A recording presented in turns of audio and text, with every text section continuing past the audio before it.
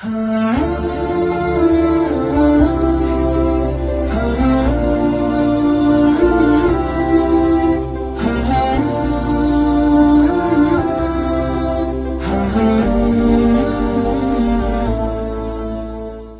سوالات ہیں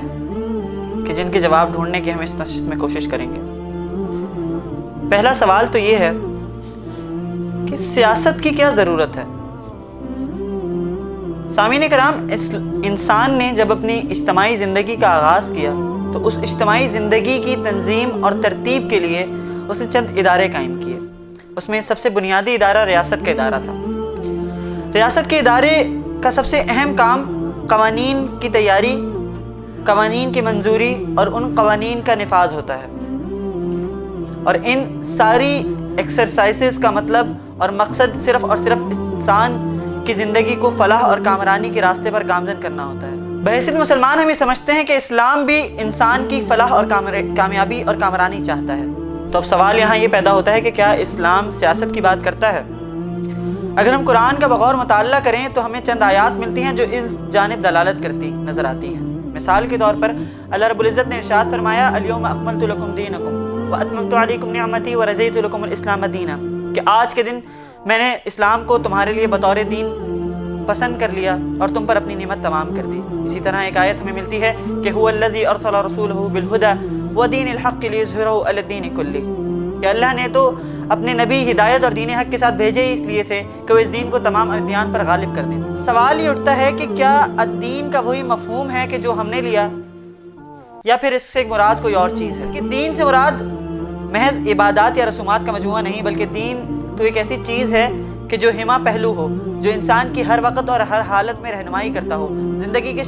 تمام کے تمام شعبوں میں اس کی رہنمائی کرے۔ جو لوگ یہ اعتراض کرتے ہیں کہ اسلام سیاست کی بات نہیں کرتا، سیاست ایک انتہائی گندی چیز ہے اور اسلام اپنے پیروکاروں کو اس سے دور رکھنے کی کوشش کرتا ہے،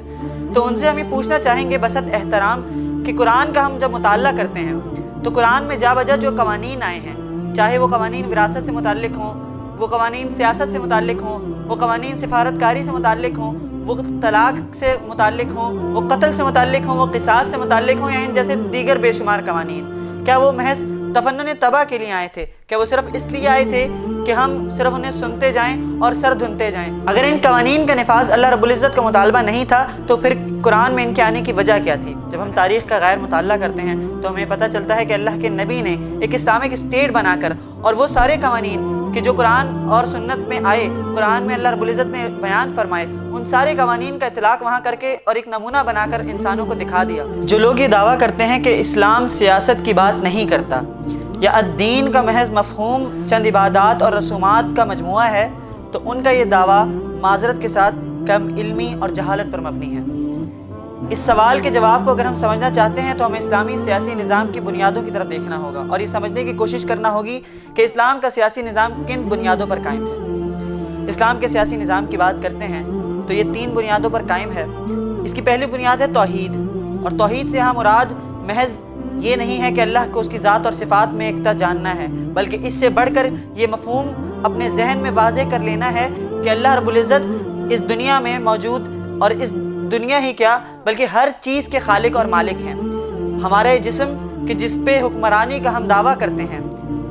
اس جسم کہ جس کے لیے ہم میرا جسم اور میری مرضی کا نعرہ لگاتے ہیں، یہ جسم بھی اللہ رب العزت کا تخلیق کردہ ہے، اور اس پر حکم اور اقتدار اگر ہونا چاہیے اور چلنا چاہیے تو وہ اللہ رب العزت کا ہی ہے، کیونکہ اللہ رب العزت خود ارشاد فرماتے ہیں کہ ان الحکم الا للہ۔ اللہ رب العزت کا یہ اقتدار، اللہ رب العزت کی یہ مرضی، یہ منشا اللہ رب العزت کا قانون کہلاتا ہے، اور یہ اسلامی سیاسی نظام کی پہلی بنیاد ہے۔ اب ہم اسلامی سیاسی نظام کی دوسری بنیاد کی طرف چلتے ہیں تو اسلامی سیاسی نظام کی دوسری بنیاد ہے رسالت۔ رسالت سے مراد یہاں 2 چیزیں ہیں، اور بنیادی طور پر اگر کہا جائے تو رسالت دراصل وہ ذریعہ ہے کہ جس کے وسیلے سے اللہ کا یہ قانون ہم تک پہنچتا ہے۔ رسالت کی 2 بنیادیں، پہلی چیز قرآن مجید ہے، اللہ رب العزت کی وہ کتاب کہ جس میں اللہ رب العزت نے تمام کے تمام احکامات کھول کھول کر واضح طور پر بیان کر دیے ہیں، کہ جس کو اختیار کر کے ایک انسانی معاشرہ فلاح اور کامرانی کی جانب गामजन हो सकता है। जो लोग ये एतराज़ उठाते हैं कि इस्लाम का सियासत से कोई ताल्लुक़ नहीं, वो ज़रा अपने दिल पर हाथ रख कर ये तो बताएं कि कुरान से जब हम ये पूछते हैं कि विरासत किस तरह तकसीम करनी है, तो सूरतुन निसा में अल्लाह रब्बुल इज़्ज़त जब बारीक बीनी के साथ तमाम की तमाम चीज़ों को बयान करते हैं कि बेटी को कितना हिस्सा मिलना है, बेटे को कितना हिस्सा मिलना है, और अगर कोई शख्स साहिब औलाद ही ना हो तो उसके माल का क्या किया जाए, तो ये इन अहकामात के नाजिल करने की आखिर क्या वजह थी। फिर हम ये देखते हैं कि रिसालत का दूसरा नुक्ता क्या है। रिसालत का दूसरा नुक्ता अल्लाह के नबी हज़रत मोहम्मद मुस्तफ़ा सल्लल्लाहु अलैहि वसल्लम की ज़ात मुबारका है। ये हयात मुबारका भी हमारे लिए एक मंबा और माखज़ है कि जो अल्लाह के नबी ने हमें वो तमाम अहकामात के जो कुरान मजीद में आए थे, उन तमाम अहकामात को प्रैक्टिकली इम्प्लीमेंट कर कर दिखा दिया, एक रियासत का नमूना कायम करके हमें दिखा दिया कि अगर अल्लाह रब्बुल इज़्ज़त के अहकामात पर हम अमल करना चाहते हैं, अगर अल्लाह रब्बुल इज़्ज़त के अहकामात को लागू करना चाहते हैं और हम फलाह और कामयाबी चाहते हैं, तो उसका क्या तरीका होगा। इस्लामी सियासी निज़ाम की तीसरी बुनियाद खिलाफत है। ये सबसे वाज़ेह चीज़ है।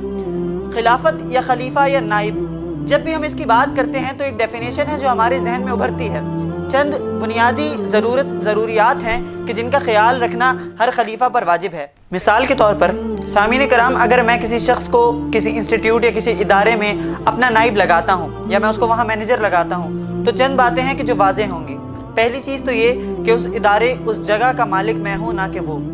और दूसरी चीज़ जो इससे मुंसलिक है वो ये कि उस इदारे में अगर मर्जी और मंशा चलेगी तो वो मेरी चलेगी, ना कि उसकी चलेगी। और तीसरी चीज़ जो बिल्कुल आया है वो ये है कि वो उस इदारे में अपने इख्तियारात का इस्तेमाल मेरी बयान करदा हुदूद और अहकामात के अंदर रहते हुए करेगा। यही तीन चीज़ें इंसान के ऊपर भी नाफिजुल अमल है कि जब हम ये कहते हैं, और अल्लाह रब्बुल इज़्ज़त ने इस बात को वाज़ेह तौर पर बयान किया कि इंसान को अल्लाह रब्बुल इज़्ज़त ने इस दुनिया में अपना खलीफा यानी अपना नाइब बनाकर भेजा है, तो वो ये दुनिया, इस दुनिया में मौजूद तमाम की तमाम चीज़ें बशमूल हमारे ये बदन और हमारा ये मुआशरा अल्लाह रब्बुल इज़्ज़त का है। दूसरी चीज़ ये कि हमने अपने इख्तियारात को अल्लाह रब्बुल इज़्ज़त के बयान करदा हुदूद के अंदर रहते हुए इस्तेमाल करना है। हम अपनी मर्ज़ी और मंशा के ऊपर नहीं चल सकते। तीसरी चीज़ जो बिल्कुल वाज़ेह है कि फिर मर्ज़ी और मंशा चलेगी तो वो अल्लाह की चलेगी कि इनिल हुक्मु इल्ला लिल्लाह। इस्लामी सियासी निज़ाम की ये तीन बुनियादें हैं। हम जब भी इस्लामी सियासी निज़ाम की बात करते हैं तो फिर ये तीन चीज़ें हमें जहन में रखनी होंगी। अगर हम ये चाहते हैं कि हम अल्लाह रब्बुल इज़्ज़त के हुक्म को मानते हुए इस्लाम को तमाम अदियान पर गालिब करें, तो हमें पहले इन तीन बुनियादों को समझना होगा। इन्हीं बुनियादों पर इस्लाम के सियासी निज़ाम की इमारत को तामीर करना होगा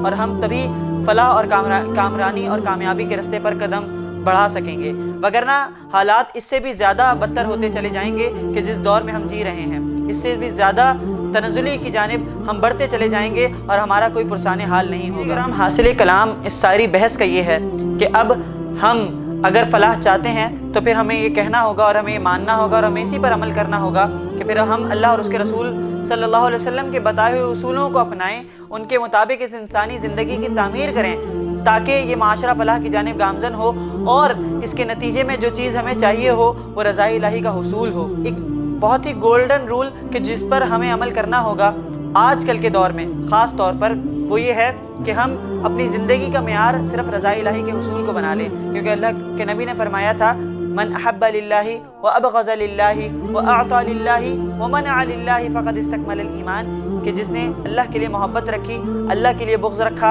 अल्लाह के लिए किसी को अता किया, अल्लाह के लिए ही किसी को देने से बाज रहा, तो उसने अपना ईमान मुकम्मल कर लिया। अगर अब भी इन सारी हकीकतों को जानने के बाद भी हम ये समझें, अगर कोई भी ये समझता है कि इस्लाम सियासत का मुतालबा नहीं करता, इस्लाम के अंदर सियासी निज़ाम जैसी कोई चीज़ नहीं बल्कि ये सारी फिक्शनल थ्योरीज़ हैं, तो फिर वो ये समझ ले कि फिर हालात तब्दील नहीं होंगे, फिर हम और ज़्यादा बदतर सूरत हाल की जानिब गामज़न हो जाएंगे।